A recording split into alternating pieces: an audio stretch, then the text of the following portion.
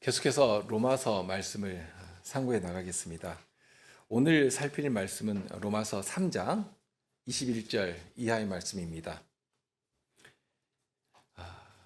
이제는 율법 외에 하나님의 한 의가 나타났으니 율법과 선지자들에게 증거를 받은 것이라. 곧 예수 그리스도를 믿음으로 말미암아 모든 믿는 자에게 미치는 하나님의 의니 차별이 없느니라. 모든 사람이 죄를 범하였음에 하나님의 영광이 이르지 못하더니 그리스도 예수 안에 있는 구속으로 말미암아 하나님의 은혜로 값 없이 의롭다 하심을 얻은 자 되었느니라. 이 예수를 하나님이 그의 피로 인하여 믿음으로 말미암는 화목제물로 세우셨으니 이는 하나님께서 길이 참으시는 중에 전에 지은 죄를 간과하심으로 자기의 의로우심을 나타내려 하심이니 곧 이때에 자기의 의로우심을 나타내사 자기도 의로우시며 또한 예수 믿는 자를 의롭다 하려 하심이니라. 그런즉 자랑할 때가 어디뇨? 있을 수가 없느니라. 무슨 법으로냐? 행위로냐? 아니라 오직 믿음의 법으로니라. 그러므로 사람이 의롭다 하심을 얻는 것은 율법의 행위에 있지 않고 믿음으로 되는 줄 우리가 인정하노라. 하나님은 홀로 유대인의 하나님뿐이시뇨? 또 이방인의 하나님은 아니시뇨? 진실로 이방인의 하나님도 되시느니라. 할례자도 믿음으로 말미암아 또는 무할례자도 믿음으로 말미암아 의롭다 하실 하나님은 한 분이시니라. 그런즉 우리가 믿음으로 말미암아 율법을 폐하느뇨? 그럴 수 없느니라. 도리어 율법을 굳게 세우느니라. 시편 2편을 보면 그런즉 지혜를 얻으며 교훈을 받아라 하는 말씀이 나옵니다. 그러면 무엇을 교훈받으라고 하시는 것인가? 11절 이하에 이렇게 말씀합니다. 여호와를 경외함으로 섬기며 떨며 즐거워할지어다. 그 아들에게 입맞추라. 그렇지 아니하면 진노하심으로 너희가 길에서 망하리니 그 진노가 급하심이라.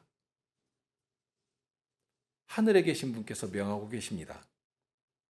내가 나의 왕을 내 거룩한 산 시온에 세웠으니 그에게 입맞추라 하십니다.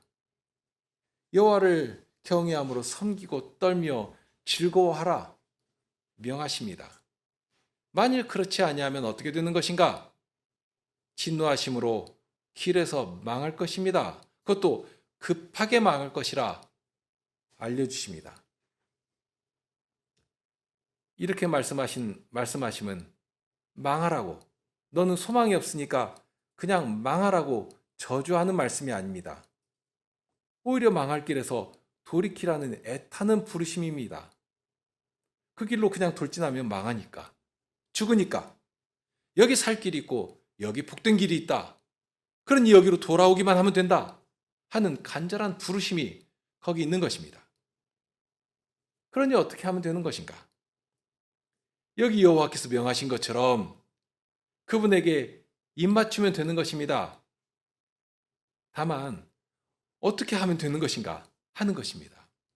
어떻게 하는 것이 그분을 경외하는 것이며 또 어떻게 하는 것이 그분을 떨며 즐거워하는 것인가?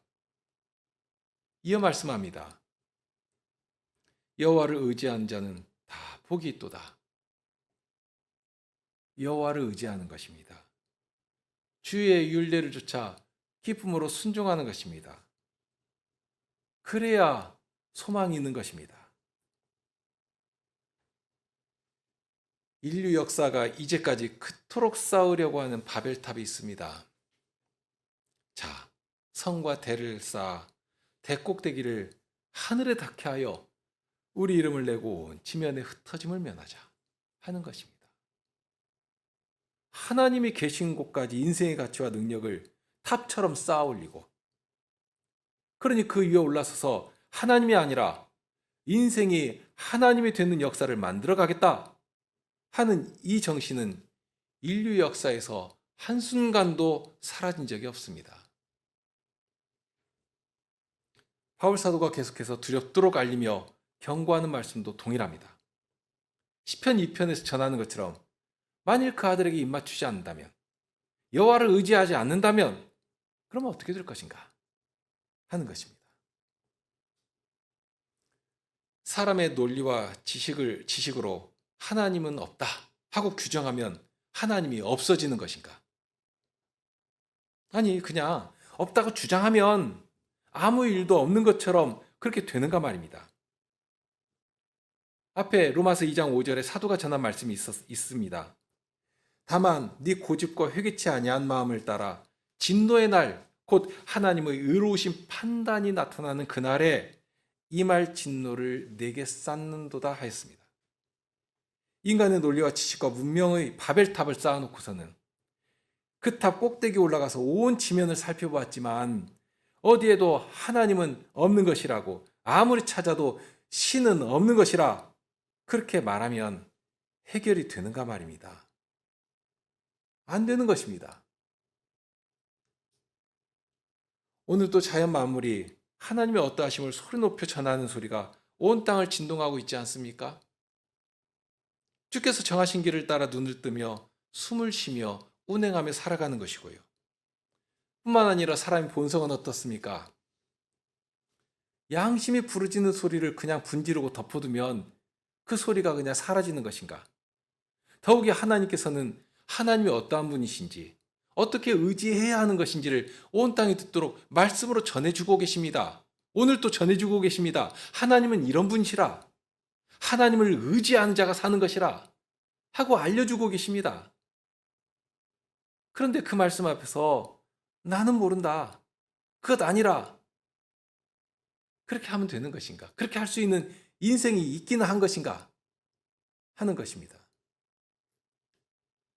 사도는 이제까지 사람의 어리석은 주장들을 하나씩 하나씩 무너뜨렸습니다. 아직은 쓸만한 것이 있고 아직은 가능성이 남아있다고 말하는 인생들을 향해 사도는 그런 거짓에 속지 말고 현실을 똑바로 보라고 다양한 각도에서 인생이 얼마나 미련하고 악한 존재인가 하는 것을 검증해 왔습니다.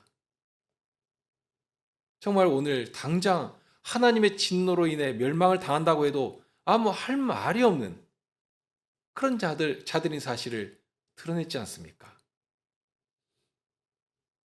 사도가 그렇게 한 이유가 있습니다. 현실이 이런 상태인데도 불구하고 아직은 가능성이 남아있고 아직은 쓸만한 존재인 것으로 착각해버린다면 결코 유일한 구원이신 그리스도를 의지하지 않기 때문에, 그분을 바라보지 않기 때문입니다. 사람이 얼마나 미련한지 모릅니다. 자기에게 조금이라도 의지할 만하고 내세울 것이 남아있으면 그러면 그리스도를 바라볼 것인가? 안 그런 것입니다. 우리 현실을 한번 보시면 어떻습니까? 평소에는 기도도 별로 하지 않고 일상이 평탄하게 내가 원하는 대로 이렇게 순탄하게 진행되면 하나님을 찾는 것도 없이 그냥 사라지던 대로 그냥 힘들어가니 살아버립니다. 주님께 예배하는 것도 소홀히 하고 기도하는 것은 말할 것도 없죠. 하루 종일 기도하는 일을 찾아보기가 어려울 정도로 그렇게 생활해버립니다. 그런데 극심한 어려움 가운데 떨어지면, 혹은 어떤 갈급한 소망이 생기면 그때는 시도 때도 없이 하나님께 기도하고 엎드립니다. 만일 자기가 할 수 있고 얼마든지 자기 능력으로 해결할 수 있다면, 그렇게 생각한다면 하나님께 나오지를 않습니다. 그런데 자기가 도저히 어떻게 할 수 없는 상태가 되면 그때서야 하나님을 찾는 모습을 보게 되는 것입니다. 이것이 믿는다고 하는 우리에게서도 얼마든지 찾아볼 수 있는 그런 약한 모습 아닙니까? 하물며 하나님을 믿지 않는 사람들이라면 어떻겠습니까? 하나님께 나오지를 않는 것입니다. 끝까지 인생 가치를 붙들고 그것을 의지하며 살아버리는 것입니다. 그런 태도는 유대인이라고 다를 것이 없었습니다. 자기들은 하나님의 특별한 사랑을 받아 언약 백성이 되었고, 또 하나님의 율법도 자기들에게 있고, 그런 특별한 그런 신국 백성임을 자랑하기 바빴습니다. 하지만 우리가 두렵게 보는 역사가 있습니다.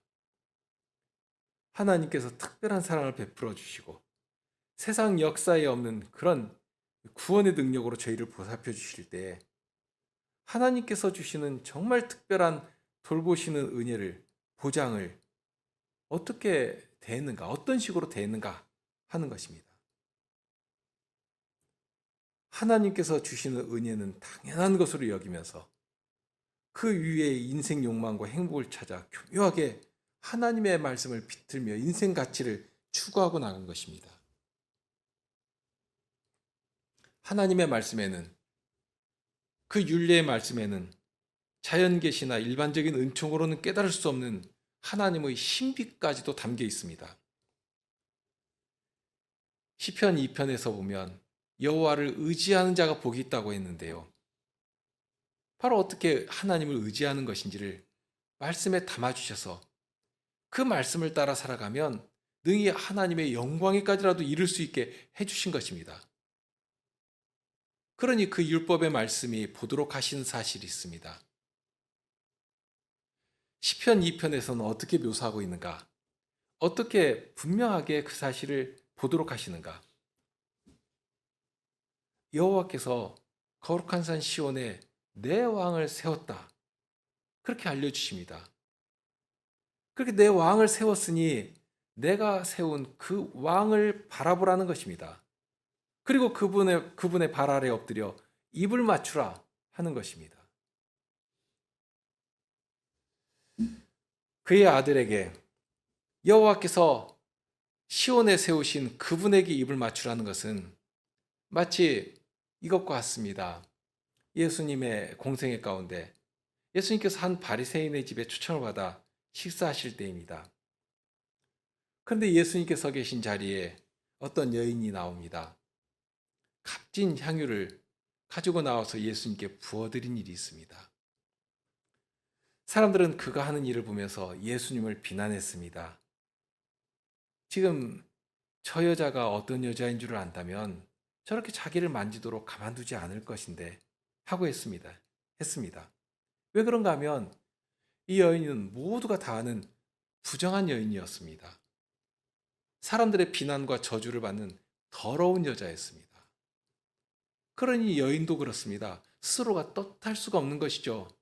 부끄럽고 그럴지라도 어떻게 할 수가 없는 마음의 강렬한 충동이 움직여 나가는 것입니다. 지금 예수님께 나가 이 예물을 드리지 않는다면 예수님께서 우리 같은 죄인을 찾아서 죄를 용서해 주시고 받아주신 그 사실 앞에 내가 지금 나가지 않는다면 그러면 어떻게 될 것인가? 지금 아니면 아니 된다는 그런 간절한 심정만이 이 여인을 사로잡고 움직여 가는 것입니다. 사람들이 다들 쳐다보면서 비난하고 욕을 하고 그럴지라도 그 소리를 들으면서도 지금 아니면 안 된다는 그런 간절함이 있는 것입니다. 그러니 예수님께 나온 것입니다. 나와서 눈물로 예수님의 발을 적시며 자기 머리털로 예수님의 발을 씻으며 그 발에 입을 맞추며 준비한 향유를 예수님께 부어드린 것입니다. 여호와께서 거룩한 산 시온에 세우신 그의 아들에게 입을 맞춘다는 것이 무엇이겠는가? 바로 이 여인처럼 하는 것입니다. 자기가 어떠한 죄인인 것을 철저히 깨닫고 다른 사람의 조롱과 비난을 받아 마땅한 그런 더러운 죄인인 사실을 그대로 인정하는 것이고 그런데 그런 죄인일지라도 예수님 앞에 가서 눈물로 엎드려 그 발에 입을 맞출 때 어떻게 되었던가 하는 것입니다. 진정 살 소망이 내가 살 소망이 예수님께만 있다 하는 사실을 부여잡고 나갈 때 예수님께서는 그런 죄인을 위로하시며 그의 모든 죄를 용서해 주신 것입니다. 내 죄 사함을 얻었느니라. 온몸이 마비된 중풍병자가 친구들이 침상을 메고서는 예수님 앞으로 달아내렸을 때에 예수님께서 그에게서 처음 보신 사실이 바로 그것 아닙니까? 그 아픈 사람의 마음에 아마 중풍이 심하게 걸렸으니 움직이는 것은 그만두고 말도 못했을 것입니다. 그럴지라도 그의 마음에 강하게 움직이는 그 간절한 소망을 예수님께서 다 보신 것입니다. 자신이 어떠한 죄인인가 하는 것입니다. 예수님께서는 그런 중심을 보시고 처음 하신 말씀이 무엇인가? 내 죄 사함을 받았느니라 하는 말씀입니다. 몸에 병이 낫는 것보다 이 사람에게 더 간절한 소망이 있었습니다. 그 마음을 예수님께서 보신 것입니다. 너의 죄가 사유함을 받았다 하시는, 죄에서 자유를 선언해 주시는 이 음성보다도 더 위로가 되고 더 힘이 되는 그런 말씀이 어디에 있겠습니까? 몸은 회복되고 몸은 강건하게 되었을지라도 죄의 저주가 그를 짓누르고 있다면 건강하게 된 그 몸이 무슨 복이 되겠는가 하는 것입니다. 다윗이 시편 32편에서 고백한 말씀이 있습니다. 내가 토설치 아니할 때에 종일 신음함으로 내 뼈가 쇠하였도다. 주의 손이 주야로 나를 누르시오니 내 진액이 화하여 여름 가물에 마름같이 되었나이다. 정말 그렇지 않습니까? 죄의 세력과 죄의 무게를 스스로 견딜 수 있는 자가 없는 것입니다. 얼마나 두렵고 숨이 막 막혀오는 것인지. 그러니 마치 주의 손이 나를 누르는 것처럼 어떤 면에서 기름을 짜는 틀에 놓고 짓눌러 버리면 모든 진액이 다 빠져나오는 것 같은 그런 고통 중에 신음하는 것입니다. 그런데 어디로부터 회복이 되는가? 어디에서 비로소 전환점이 시작되는가 하는 것입니다. 방금 3절에 내가 토설치 아니할 때 그랬다 하는 것인데요. 그러니까 주님 앞에 나오지 않는 것이고요. 주님 앞에 와서도 입을 열지 않는, 그래서 그런 것입니다. 그런데 어디서부터 비로소 전환점이 시작되는가? 5절입니다. 내가 이르기를 내 허물을 여호와께 자복하리라 하고 마음이 움직이기 시작한 것입니다. 그런 후에 즉시 주님 앞에 아뢰입니다. 주께 내 죄를 아뢰고 내 죄악을 숨기지 아니하였더니 했습니다. 사실 주님 앞에 가서 체면 차릴 것이 무엇이고 숨길 것이 무엇입니까? 내 페부까지 낱낱이 살피시고 파헤치시는 분이신데 거기서 가릴 것이 무엇 있으며 가린다고 해서 가려집니까?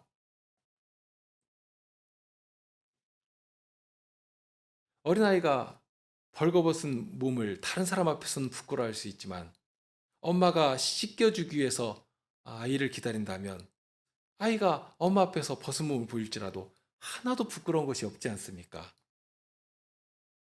그처럼 하나님 앞에 나아가서 죄를 아뢰고 숨기지 아니한 것입니다.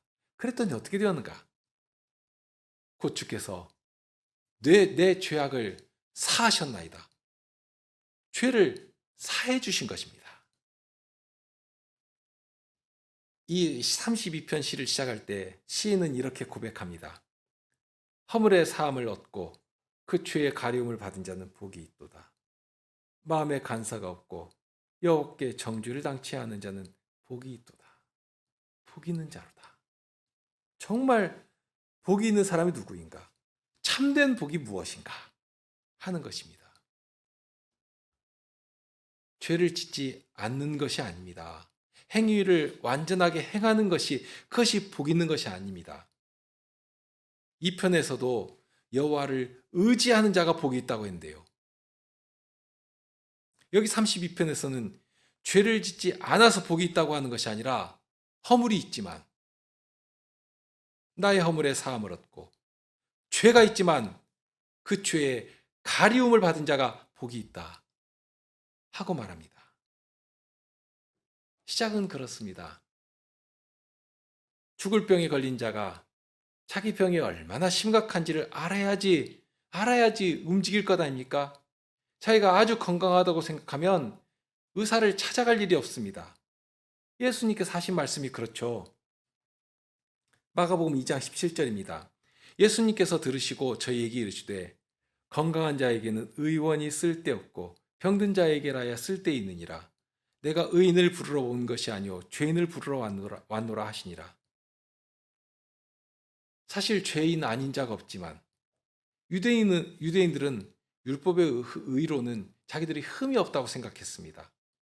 어릴 때부터 율법의 모든 말씀을 하나도 어긴 것이 없다 하고 그 교만한 마음을 내려놓지를 않았습니다.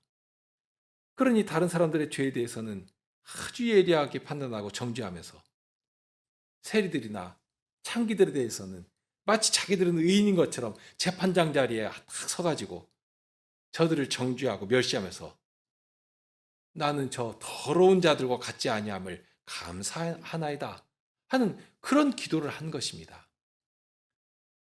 그러니 그런 자가 여호와께서 거룩한 산 시온에 세우신 그분 앞에 엎드릴 수 있겠는가? 그분에게 입 맞출 수 있겠는가? 없는 것입니다. 하나님께서 율법을 주신 이유가 바로 그런 것입니다. 코로나 진단 키트 다 기억나시죠? 진단 키트가 있어서 자기가 코로나에 걸렸는지를 바로 확인해 볼 수가 있었습니다. 그것 없으면 막 열이 나고 기침이 나고 해도 이게 독감인지 그냥 감기인지 코로나인지 알기가 어렵지 않습니까? 그런데 그 진단 키트로 확인해 보니까 단박에 알 수가 있습니다. 미술 전공을 하는 사람들은 기준이 되는 그 색상환 같은 것을 이렇게 가지고 다닌다고 합니다. 어떤 색지나 아니면 어떤 그 색을 표현하는 도구를 고를 때 그냥 눈짐작으로 예를 들면 이것이 하얀색이다 하고 이렇게 눈짐작으로 하는 것이 아니라 색상표를 딱 대보고서 살펴보니까 그것이 하얀색이다 하고 판단하는 것입니다. 그런데 어림잡아서 보니까 이게 하얀색이었는데 그래서 이거 틀림없이 하얀색이다 했는데 색상표를 가지고 딱 비교해 보니까 자기가 틀린 것을 발견한 것입니다. 이게 하얀색이 아니었습니다. 마치 그것과도 유사합니다. 사람들은 기껏 자기들 기준에 이만하면 훌륭하다 하고 가볍게 생각하는 것이지만 하나님께서 내신 법을 내 앞에 딱 놓고 그 앞에서 나를 살펴보니까 이것은 부끄러워가지고 어떻게 얼굴을 들 수가 없는 죄인인 사실을 발견하게 되는 것입니다. 그러면 과연 무엇이 죄인가 하는 것입니다. 시편 2편에서도 언급된 내용이지만 지금 이 로마서에서도 반복해서 알려주신 사실이 있습니다. 하나님을 알 만한 것들을 그렇게 널리 알려주셨는데도 그걸 보면서도 하나님 알기를 거부하는 것입니다. 마음에 두기를 거절하는 것입니다. 하나님께서 바라시는 선하고 복되신 뜻을 알려주시는데도 불구하고 순종하지를 않는 것입니다.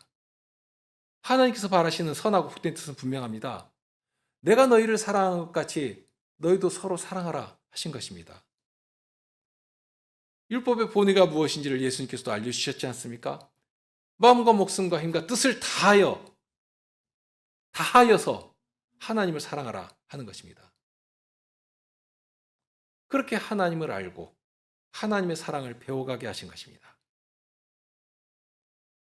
그럴 때 너희 인생의 행복을 쫓아서 마음껏 살다가 여유가 생기면 하다 지쳐서 할 일 없고 심심하면 그거 가지고 나를 사랑해라. 그렇게 하지 않으신 것입니다. 정말 목숨까지라도 주님 앞에 드리는 사랑을 바라시는 것입니다. 우리가 헌상을 할 때도 그렇게 하지 않습니까? 자기 생활 계획 다 짜놓고 취미 생활할 것까지 다 목지어 놓고서는 짜투리가 남으니까 그 남은 것 가지고 하는 그런 헌상을 하나님께서 기뻐하시겠는가? 예배하는 것은 또 어떻습니까? 자기 시간 계획 다 세워놓고 쉴 시간까지 다 정해놓고 후에 남은 시간 가지고 예배하겠다고 하면 그런 예배를 하나님께서 기뻐하시겠는가? 그거라도 주니까 내가 참 고맙다 하고 하시겠는가? 사랑하는 연인에게도 그런 식으로 대한다면 자존심이 상하고 그런 사람은 두 번 보기 싫을 것입니다. 그런데 하나님을 사랑한다고 하면서 그런 식으로 하는 태도가 우리에게 얼마나 많은가? 한번 살펴볼 일입니다. 하나님의 법은 그런 우리들에게 하나님께서 바라시는 것이 무엇인지 진정 하나님을 영화롭게 하고 사람을 복되게 만드는 것이 무엇인지 하는 사실을 알려주시는데, 그런데 더 큰 문제가 우리에게 남아 있습니다. 그런 법을 알려주셨는데, 알려주셔도 마땅히 지켜 행할 수가 없다는 것입니다. 분명 하나님께서는 그 법을 통해서 하나님께서 요구하시는 의의 기준이, 의에 이를 수 있는 길이 무엇인지를 알려주셨습니다. 하나님께서 바라시는 사랑이 무엇인지, 하나님께서 받기를 원하시는 순종이 무엇인지를 알려주셨습니다. 그런데 아무도 율법을 행해 가지고서는 하나님께서 바라시는 그 수준에, 그 의의 수준에 이를 수가 없다 하는 것입니다. 3장 20절에 언급한 말씀이 바로 그것이죠. 율법의 행위로 그의 앞에 의롭다 하심을 얻을 육체가 없나니. 없습니다. 아무도 없습니다. 유대인들도 그거 알았거든요. 율법을 행해서 의롭다 하심을 얻을 육체가 없다 하는 사실을 유대인들도 알았습니다. 그런데 그 사실 앞에서 유대인들이 택한 방식이 있습니다. 설마 하나님께서 우리가 행할 수도 없는 그런 법을 주시면서 하라고 하신 것이겠는가? 아니다. 그럴 리가 없다. 그렇다면 어떻게 하면 되겠는가? 그러면 우리가 할 수 있는 만큼만 하면 되지 않겠는가? 하고서는 하나님의 율법의 말씀을 자기들 수준으로 저급하게 그 기준을 아주 그냥 딱 떨어뜨려 놓은 것입니다. 만일 우리가 늘 먹는 그 농산물 같은 경우는 농약 그 잔류량을 늘 체크하지 않습니까? 그런데 검사장에서 아무리 잔류량을 체크를 해도 이게 경계선을 항상 넘는 것입니다. 그러면 어떻게 해야겠습니까? 그런데 잔류량을 체크하니까 항상 넘으니까 이걸 할 수 있는 방법이 있다 하고서 그 기준치를 훨씬 위에 딱 높여 놓습니다. 기준치를 확 높여 놓고서는 보니까 기준치 아래에 있단 말입니다. 그러니 이것은 기준에 부합하다, 이거 안전하다 하고 선전하고 먹도록 해버리면 어떻게 되겠습니까? 그런데 아주 큰일 나겠죠? 그런데 율법을 딱 그 수준으로 한 것입니다. 하나님께서는 지키다가 안 되면 너희들 수준으로 잔뜩 낮춰서 한번 해보고, 그래도 안 되면 나머지는 내가 해주마 하고 그런 식으로 주신 율법이 아닙니다. 율법을 통해서 하나님께서 바라시는 선하고 복되신 뜻이 무엇인지를 다 알려주셨습니다. 그 말씀을 따라 순종할 때 그 성도들의 삶 속에서 드러나는 그 아름다운 일들, 얼마나 아름답고 복된 사유가 그 회중 가운데, 그 교회 가운데 펼쳐지는가. 그런데 그런 하나님의 뜻을 알면서도 지킬 수가 없는, 그러니까 지키려고 해도 지키면 지킬수록 더 큰 한계에 부딪히는 것을 깨닫는 것입니다. 정말 나로서는 이거 할 수가 없는 것이구나 하는. 그러니까 적당히 살아가는 사람이라면 조금 해놓고서도 이만하면 됐지 뭐 내가 원래 그래 그러면서 뭘 더 바라냐 하고 할 것이지만, 치열하게 살아가는 사람이라면 하나님께서 내신 기준에 도달할 수 없는 한계 앞에서 정말 좌절하는 것입니다. 율법이 가진 지고하신 하나님의 사랑과 의의 요구 앞에서 내 모습을 보면서 그냥 무너지는 것입니다. 바로 그 사실을 여기서 알려주시는 것이거든요. 율법으로는 의롭다 하심을 얻을 육체가 없다 하는 것입니다. 그러면 그런 율법을 무엇 때문에 주셨는가? 율법으로는 죄를 깨닫게 하려고 주신 것이다 하고 알려주십니다. 내가 어떤 자인가 하는, 정말 율법 앞에서, 하나님의 말씀 앞에서 나라고 하는 존재가 얼마나 형편없는 자인가 하는 것을 발견하고 깨닫고 정말 무너지는 그 일을 경험하도록 주신 것입니다. 그런데 바로 그런 자에게 즉시로 하나님의 놀라운 사랑이 전해집니다. 하나님께서 우리를 얼마나 사랑하시는가. 우리를 사랑하시는 하나님께서 그냥 우리가 좌절하고 무너지도록 방치하시겠는가? 앞에서 다윗이 자기 죄를 자복하고 앓을 때 여호와께서 주시는 그 사유하시는 은혜를 경험하게 된 것인데요. 정말 그렇지 않습니까? 숨을 쉴 수가 없는 그런 고통 속에서 몸부림치는 그런 자에게 주님의 용서하시는 그 음성을 들려주시면서 너의 죄가 사함을 받았다 하는 그 음성을 들려주실 때 그 말씀에 비로소 숨을 쉴 수가 있지 않습니까? 적어도 그런 경험들이 우리에겐 있지 않습니까? 정말 비로소 숨을 쉴 수가 있고 한 줄기 소망의 빛을 그 말씀에서 발견하게 되는 것입니다. 지금 사도가 알려주는 비밀이 그것입니다. 율법으로는 안 됩니다. 얼마나 사람이 무능하고 무력한 것인지, 그러면서 거기에 더해서 얼마나 완고하고 교만한 것인지 그 사실을 여실히 드러낼 뿐입니다. 정말이지 죄가 나를 포로로 잡고 내 왕노릇하고 있었구나. 이것 하나 지킬 수가 없는 불쌍한 자였구나 하는 사실 앞에 서도록 하시는 것입니다. 바로 그런 자에게 여기 살 길이 있다. 여기 회복하시는 구원의 길이 있다 하고 그 생명의 말씀을 전해주시는 것입니다. 21절이죠. 이제는 율법 외에 하나님의 한 의가 나타났으니 했습니다. 이제까지는 율법이 모든 사람을 정죄했습니다. 네가 행한 그것으로는 어림없다. 너는 유죄하다 하고 정죄했습니다. 그런데 보니까 그것이 끝이 아니라 하는 것입니다. 오히려 그 모든 것을 넘어서는 구원의 능력을 다 마련해 놓으시고서는 하나님께서 예수님을 통해 다 마련해 놓으시고서는 바로 그 길을 보여주시는 것입니다. 율법으로는 도저히 이룰 수 없는 완전한 구원을 하나님께서 친히 다 이루어 주시고 그 의의 빛을 참된 의신 그 왕을 보도록 하시는 것입니다.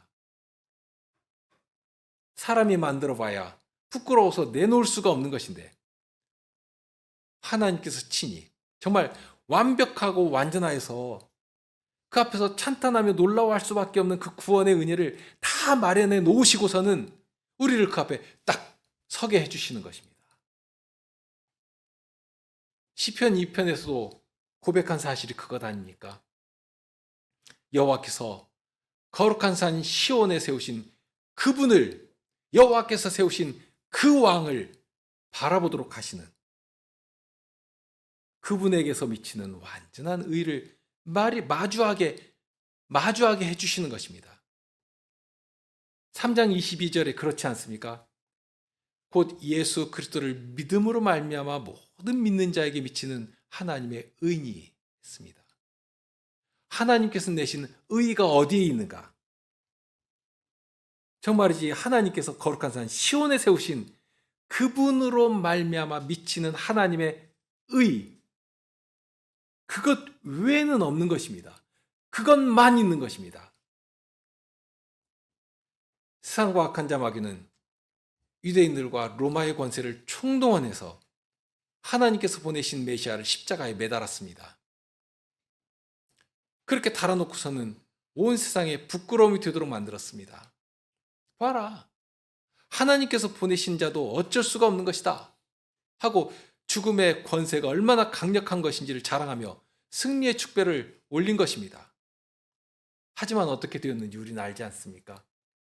원수가 축배를 올리는 그 자리를 하나님께서는 사망의 권세까지라도 깨뜨리시는 마귀의 머리를 밟아 부수시는 승리의 자리로 바꿔버리신 것입니다.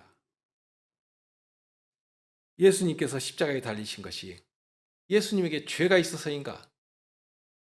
아닙니다.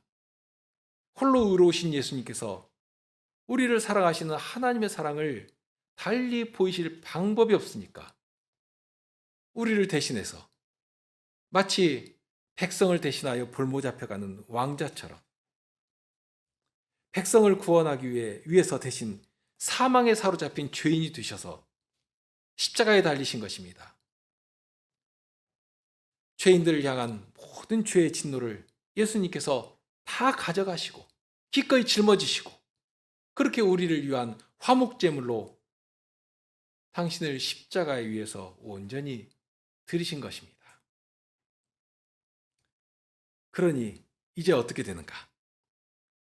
예수님께서 그렇게 우리를 대신하여 죄의 형벌을 다 받아내시니까 이제는 예수님의 품 안에 쏙 들어가기만 하면, 예수님의 품에 안기기만 하면 누구도 죄에 대한 요구를 우리에게 할 수 없게 되어버렸습니다. 마귀도 더 이상 이 사람 죄인이라고, 그러니 죄의 형벌을 더 받아야 하겠다고 그런 말을 할 수가 없게 되어버렸습니다. 이런 예를 들면 어떨까 싶습니다. 사람 목숨도 우습게 하는 악덕 사채업자한테 돈을 빌려가지고 정말 죽을 지경이 되었는데요. 그런데 어떤 분이 나를 불쌍히 여겨서 그 돈을 싹 다 갚아버렸습니다. 이자까지 다 갚아버렸습니다. 그리고 채무증서를 찢어가지고 불에 태워버렸습니다. 그러면 돈을 갚을 필요가 있습니까? 사채업자가 와가지고 한 푼이라도 나에게 돈을 요구할 수 있는가? 절대 없는 것입니다. 예수님께서 그렇게 해주셨다 하는 말씀입니다. 홀이라도 남는 것이 없이 다 갚아버리셨습니다. 십자가 위에서 남김없이 다 쏟아내셨지 않습니까? 그렇게 죄에 대한 의의 요구를 다 받아내시고 하나도 남김없이 다 받으시고, 그러니 이제 누구도 죄에 대한 채무를 더 이상 요구할 수가 없도록 만드신 것입니다. 이렇게 완전한 구원을 마련해 놓으셨는데 다만 아무라도 받을 수 있는 것은 아닙니다. 여기 사도가 가르치는 정말 핵심적인 진리가 나오는데요. 과연 누가 그 복된 자리에 서며 그 복된 은혜를 받을 수가 있는가 하는 것입니다. 이제까지 사람들은 율법을 지켜서 의에 이를 수가 있다 하고 생각했습니다. 그런데 그렇게 해서는 어림도 없다 하는 사실을 알았지 않습니까? 그렇게 해서는 누구도 의에 이를 수 없다 하는 사실을 알았습니다. 뿐만 아니라 그 사실을 누구보다 하나님께서 아십니다. 잘 아십니다. 그러니 우리에게 받으셔야 할 모든 죄에 대한 채무를 예수님께 다 떠넘겨 버리신 것이고요. 그러면 우리에게 요구하시는 것이 무엇인가? 시편 2편에서도 그 사실을 가르쳐 주셨는데요. 거기서 요구하시는 말씀은 하나님께서 거룩한 산 시온에 세우신 그분에게 입맞추라 하는 것이지 않습니까? 그러면서 여호와를 경외함으로 섬기고 떨며 즐거워하라. 여호와를 의지하라. 그것이 바로 하나님께서 기뻐하시는 일이다 하는 것을 알려주셨는데요. 그런데 여기 로마서에서는 그 사실을 다른 말로, 어떤 말로 표현했는가 하면 믿음이라는 말로 표현했습니다. 22절에 그랬죠? 예수 그리스도를 믿음으로 말미암아 했습니다. 이제 믿기만 하면 예수님께서 이루신 모든 의를 우리의 것이, 나의 것이, 그리고 여러분의 것이 되게 해주신 것입니다. 그렇게 약속해 주신 것입니다. 친히 십자가에 달리시는 그 피로써 언약을 맺으신 것입니다. 하나님께서는 우리의 약함을 다 아십니다. 우리가 얼마나 무능한 자들인지도 다 아십니다. 그러기에 우리에게 다른 것 요구하지 않으십니다. 다른 것 요구하셔봐야 할 수가 없는 자들인 사실을 너무 잘 아시는 것입니다. 할 수가 없습니다, 우리는. 그러니 다른 요구는 예수님께로 다 전가시켜 버리신 것이고 우리에게는 오직 하나, 믿을 것을 요구하시는 것입니다.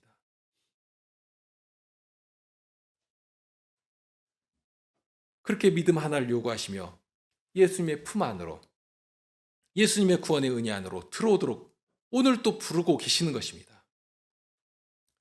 자, 이런 하나님의 구원의 은혜, 부르시는 은혜 앞에서 사람을 자랑할 수 있는가? 조금이라도 인생 가치를 의지할 수 있는가? 하나님 아닌 다른 것을 조금이라도 붙들고 살아갈 수가 있는가? 할 수가 없는 것입니다. 하면 안 되는 것입니다. 하면 망하는 것입니다. 오직 주님의 은혜만이 높이 되시고 주님의 은혜만이 찬송받으셔야 마땅한 것입니다. 27절에 그랬죠. 그런지 자랑할 때가 어디뇨? 있을 수 없느니라. 무슨 법으로냐? 행위로냐? 아니라 오직 믿음의 법으로니라. 우리보다 우리를 더 잘 아시는 하나님께서 이러한 방식으로 우리를 사랑하시고 구원을 우리의 것이 되게 하시고 하나님과 화목하기를 바라시는 것입니다. 자, 오늘 우리는 다시 한번 우리가 무엇을 믿고 붙잡아야 할 것인가? 진정 우리가 의지하고 즐거워해야 할 것이 무엇인가? 그저 나는 믿었으니까 이제 되었다. 이제 나는 구원받았으니까 되었다. 하고 나태하고 방만하게 생각할 것이 아니라 우리 마음에서부터 이렇게 진정 살아 움직이는 그 예수님을 향한 그 태도가 어떠한가? 어떠해야 할 것인가? 하는 것을 다시 한번 확인하고 점검해 보기를 바라는 것입니다. 함께 기도하시죠.